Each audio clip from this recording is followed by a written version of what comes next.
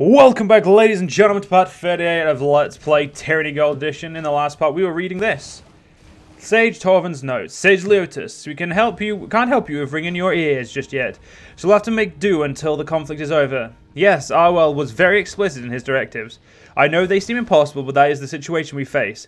Everyone that could interpret the Silent Archive died in the last night's attack, so we're not getting any assistance in this matter. Thankfully, I do have an idea, one which requires everyone's participation. Scale is the issue.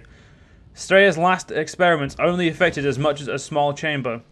I believe that we can amplify the spell's effects by repeating the motions of its sigils as a group, similar to the ritual magic used in primitive cultures that predated modern Tearsmen. Sage Dangling, participle, believes that this will create an exponential growth in the spell's effects, but an expected cost to our stability. I'm inclined to agree. Also, we have no other ideas. No one else here has your expertise in magical foci. You've told me countless times how minor baubles can have a profound leveling effect on spells that exceed the control of their casters. What if we cause something as powerful as an artifact as the focus of the ritual without one, the energies involved will quickly become chaotic and almost assuredly deadly for all of us. At least with an artifact, there's a chance that Streya's spell will encompass the entire citadel and put it into a state of stasis. In my opinion, there's only one artifact to use, and that is the Silent Archive itself. It's clearly the most potent object in this room. Sage Dangling Participle believes that this staff of our Horus will suffice, but I'm not going to leave anything to chance. Better that we use the Silent Archive as our focus now, and figure out how to safely retrieve it later. None of you agree after reading this. I will hopefully hope that the blast doesn't take your sight as well. I'm going to examine the scroll. A nimbus of magical energy surrounds this scroll, which levitates above the central platform. You see characters upon the parchment, but they seem to shift from one language to the next. Amazing. I suspect there was more to the Silent Archive than a simple vault. Extraordinary. This scroll must represent thousands of scholarly works. The motion of the characters on the scroll surface slows as you approach, seemingly in response to your presence. I'm going to examine the magical aura that surrounds the scroll. Waves of magical energy radiate out from the scroll, billowing up towards the ceiling and fanning out to encompass the cavernous chamber.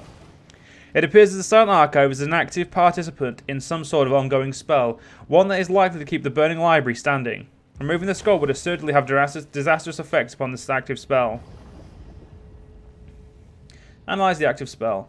This must be a time surface spell referred to in Sage Arwell's letter. Judging by the bodies arrayed around the Silent Archive, the mages appear to have been successful in their attempts to halt the destruction of Kyros' edicts, although they did not survive the process.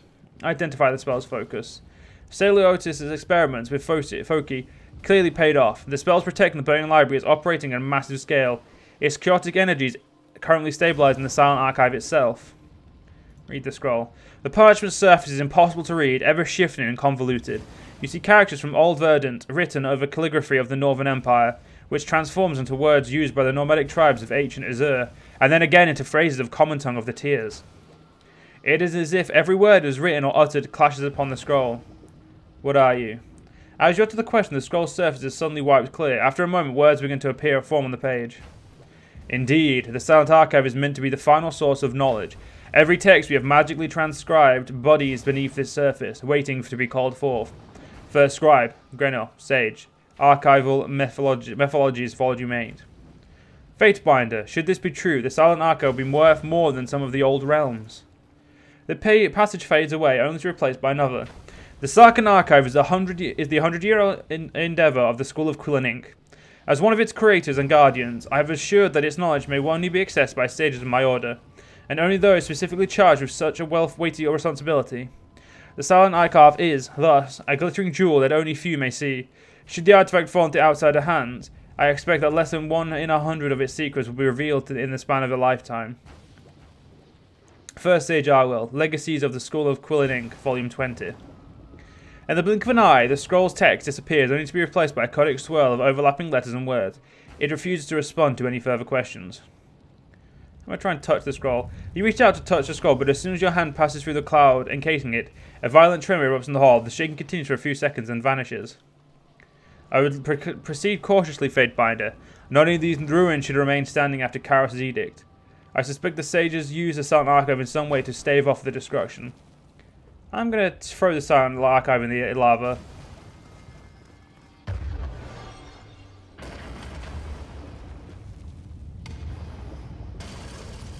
You're making things worse. Stop making things worse.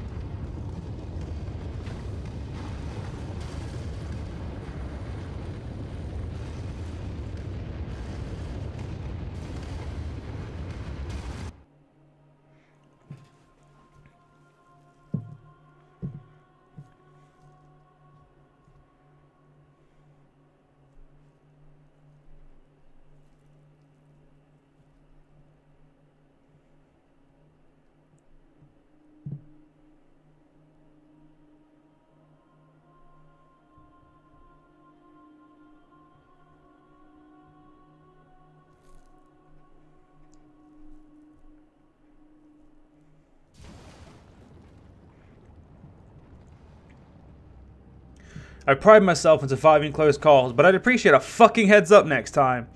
It's the edict though, or did we forget something inside? Because I'm not going back there. The air surrounding you begins to thin and the smell of embers begin to diminish, the clouds of smoke slowly revealing the sky beyond them.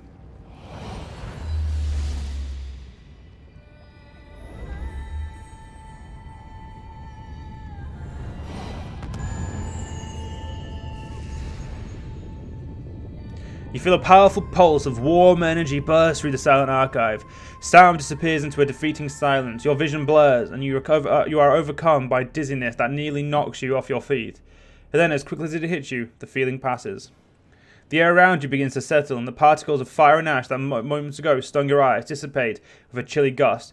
With the Silent Archive removed from the burning library, the Edict of Fire is extinguished, and its warmth feels pulled you into your chest. So much knowledge turned to smoke and ash. Ending the edict can't undo the damage, but perhaps you know this place can be rebuilt. I hope the future scholars can unearth whatever remaining books and scrolls that are still buried within. I do love watching someone's hard work unravel, like an old sweater. If you ever meet Kyros, ask how long it took to draft the Edict of Fire. The sages had better shape up and share the knowledge this time. Hoarding it got them here, and I hate to think that history might repeat itself. The shape and intensity of the fire leaps in your mind. The details of the mighty incantation, the wording, the magical logic of the flames are all seared into your mind with perfect recall. The Edict Fire is now part of you.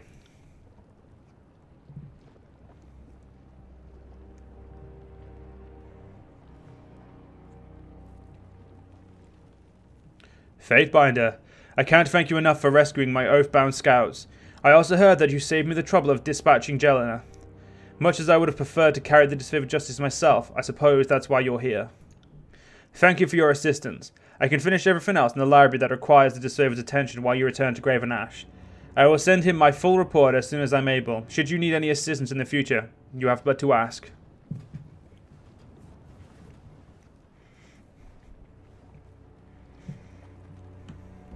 Right.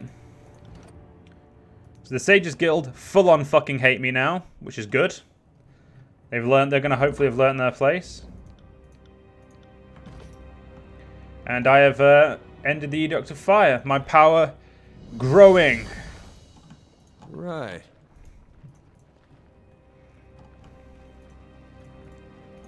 Right, let's get out of here.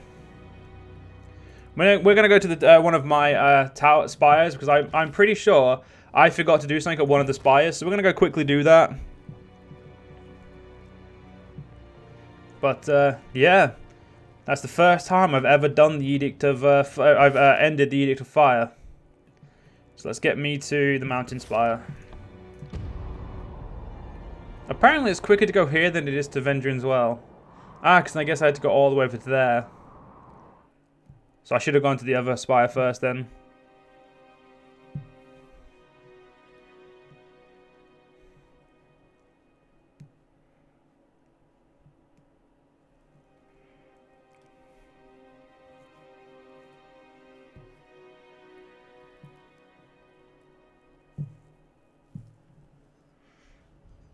Good, good. Right.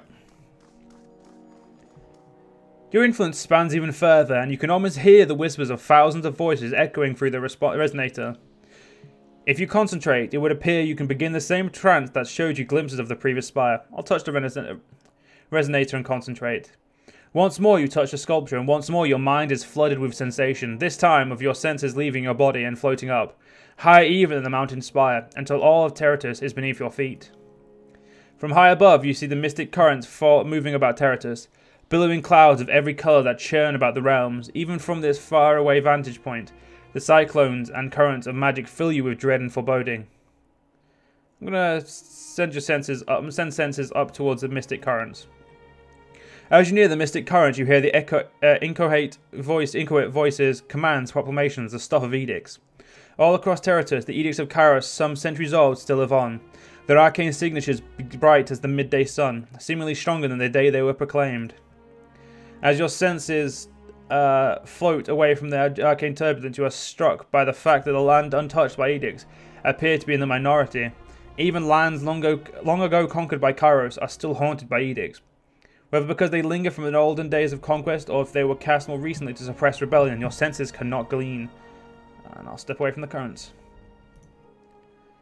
Further now, you can hear the whisper of 1,000 voices. So we'll touch the resonator. Your finger touches the stone of the resonator, and you are almost instantly assaulted with rhythmic baritone thud and sound of rushing fluids. By the third beat, the sound is unmistakably your pulse, and as your heart quickens at this realization, so does the sound. A mystic jolt runs from your finger through the spine, and in an instant, you get an intuition of the sculpture, a sense that it stands listening, awaiting your commands. Inflict war and ruination on my enemies. You wish to command, but the spy is now not listening or simply does not respond. Show me more. Sizzling heat races down your spine and your feet for the moment you to be hovering just above the stone floor of the spire. The sensation is oddly familiar, harkening back to the moment you broke Kyros' edict of execution. As its old pain ripples through your body, the wave of pain extends beyond the length, width, and breadth of your forearm, until the sensation is running down your spire, its masonry and extension of your spine.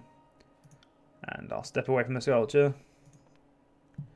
And, so if you concentrate, it would appear this began the same trance I showed you the glimpse of the previous spire. Right, let's talk to, I think it's Revos, isn't it? What have you made? Have you made anything for me lately? Sure did. Good. Oh yeah, we need to rest anyway, so I'm going to go grab another one of those. And Lantry would apparently want to talk to me. I didn't notice that, so we'll talk to him straight away. After I've got, this. There we go. Fatebinder, that's the, well, we'll talk to Lantry now. That's twice now. By Kyros' icy nethers, twice! Edicts have been broken before, but never in all my many years have I heard of one person doing it twice. Anybody can do it. Just think about the wording of the edict, and you'll find Kyros has left options. That's like saying winning a war is as simple as raising a giant army and making all the right maneuvers. Knowing what must be done and actually doing it, well, that's the dividing line between being a legend and being forgotten. And that's it. There we go. We're going to talk to these people, see if I can get some more skills going. Yeah, I need to train myself some parry up. And you have maxed out those two, so we're good there. Arcelon should have something else for us. Show me what we've got. Yep, one-handed fighting, there we go. Right, what else can I talk to you about? It's just asking about stuff. Well, we're gonna get ourselves on the road now. Back to the we'll go to the Ocean Spire first.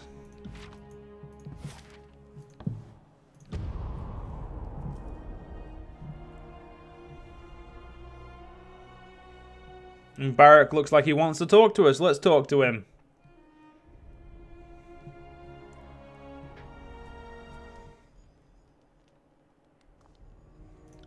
It is rare enough that anyone has the opportunity to proclaim an edict, much less break one. How are you holding up, Fatebinder? The Arcana can seem overwhelming at times, but I think I have the fortitude to maintain. I'm glad to hear it. Since you seem more comfortable with magic than I had credited, I'll try not to worry myself over your well-being. Just thought I'd check in. What can I do for you?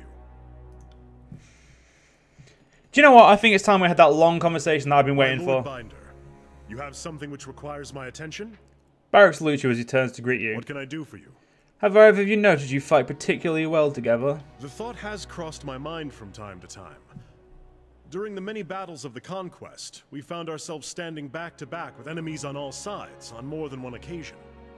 The big guy here is as useless as an empty scabbard without his phalanx to keep him alive, but I move fast enough to compensate for it. And it's nice having a living wall of rusted iron I can use for cover. I want you two to train together. Absolutely not. Our fighting styles are incompatible, and any disfavored lieutenant will tell you not to join at the hip soldiers who can't stomach each other. I'm inclined to agree. If you want to pair up fighters, there has to be some great passion or magnetism between them. We don't have it. If neither of you is up to the challenge, then I won't force the matter. Now see here, Verse's temperament and unpredictable ways are an annoyance, but no challenge is beyond my skill. Verse, we should take some time to face off in the sparring fields. It might even improve our disposition towards one another. I'd rather watch you devour your armor one shaved off spoonful at a time. But since that isn't going to happen anytime soon, I suppose I'll make an effort. And we've now learned the ability that I've been putting off for a while, because it's as good as an ability it is. I just don't think we need it, but... So first fire several arrows into Barak's armor. When the last arrow strikes, Barak roars and the arrows burst out. Oh.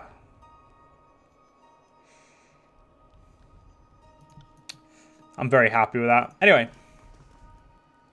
What states your research? I'm happy to say I've made great progress. He presents you, beams at you and exhales a welcome breath. Allow me to show you my findings. Hierarch's robes. Thank you. States the research. I want you to do some research. Research. Ah, shit. You can't do any more. Well, we'll do, do me a sigil scroll, please. And as you can't do anything else for me, bye-bye. And then all the way up to the Sunset Spire. And we'll see if we can make any artifacts. I don't think we had any artifacts being made because I can't make the Nightwalker boots just yet. So we'll see. We shall see.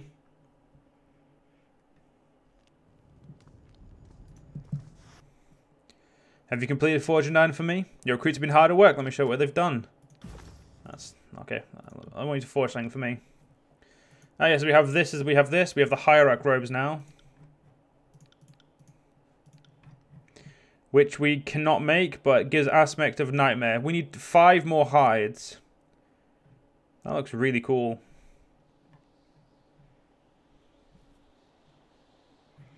So what does it do? So basically draw forth a form of horrifying mask of energy.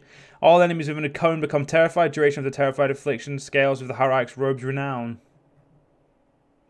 I like it. Commander's plate we can make, but we can't even use, so I think we're just gonna have to do some upgrades instead.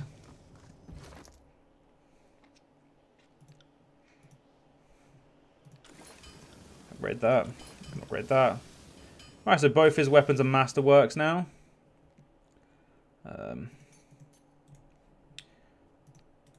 Yes, alchemist gloves need to be upgraded as well, but nope, I ain't using fucking hide. You can piss off. I need hide. Yeah, shouldn't we have for sale? Do you have any hide? Nope. Right, let's trade. We'll get rid of these potions. We don't need them. Ah, fuck it. If it's not an artifact, we don't need it.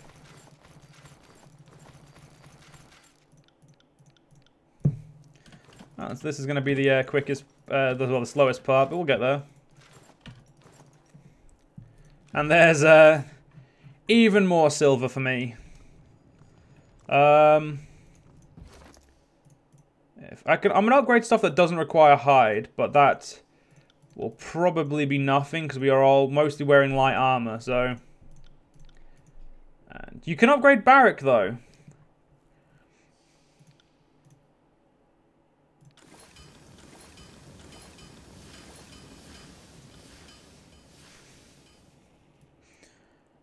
I have masterworked Barrick's armor. Fucking hilarious. I'm not going to masterwork any of a bit of his armor. I just find it really funny that I could. Right, so let's get ourselves to Graven Ash in the next part. Hope you guys enjoyed, and I'll see you guys next part. See you guys then.